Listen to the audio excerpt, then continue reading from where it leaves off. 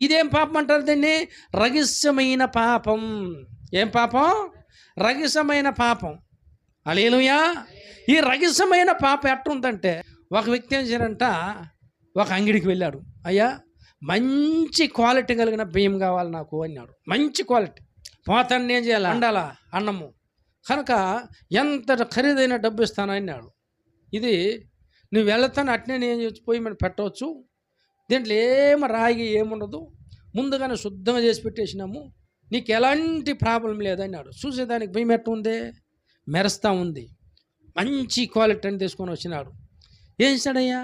కుక్కర్లో పెట్టాడు, బాగా ఉడికింది. ఆత్రం చేశాడు, ప్లేట్లో అన్నం వేసుకున్నాడు. ప్లేట్లో అన్నం వేసి కూర పోసుకొని, అన్నం ఎట్ట తింటారండి? ఇట్ట కలగరిస్తారు కదా.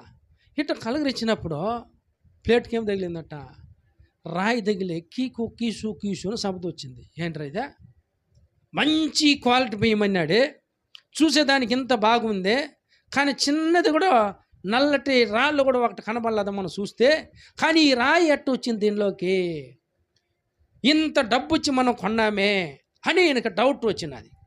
డౌట్ వచ్చి మెల్లిగా దాన్ని చూస్తే, అన్నాన్ని తీసి చూస్తే బియ్యం ఎట్టు ఉందో అదే విధంగా ఉందంట. ఇక రాయి. హల్లెలూయా. ఎట్టుందంట? తెల్ల రాయి.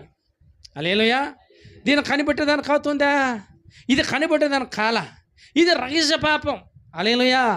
వీడు కూడా చెప్ప వేసుకుంటాడు, వీడు కూడా వైటంలో, వీడు కూడా ప్రార్థన చేస్తాడు, వీడు కూడా వాక్యం చేస్తాడు, వీడు కూడా అన్నీ చెప్తా ఉన్నాడు, కానీ లోపలేమో కిస్కుస్ శబ్దం. ఇదేం పాపం అంట? బయటికి రాని రహస్య పాపం. ఇది చూస్తున్నాడు యేసయ్య.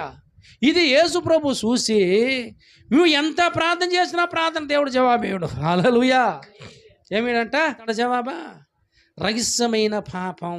ఏం పాపం ఇది? రహస్యమైన పాపం. అందుకే దేవుడు పరిశుద్ధుడు మన దేవుడు. ఎలాంటి వాడు? ఆయన పరిశుద్ధుడు.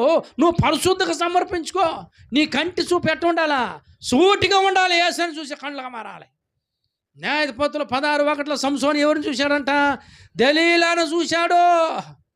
దలీలను చూసి కంటిలో పాపం చేశాడు కనుక, శరీరంలో పాపం చేశాడు కనుక, న్యాయాధిపతి 16:21 ఏమైంది? ఆయన 2 కళ్ళే పిలిస్తే ఏం చేశారంట? తీసి పీకేసినారు. హల్లెలూయా. మళ్ళీ ఇతను ఏం చేశాడు?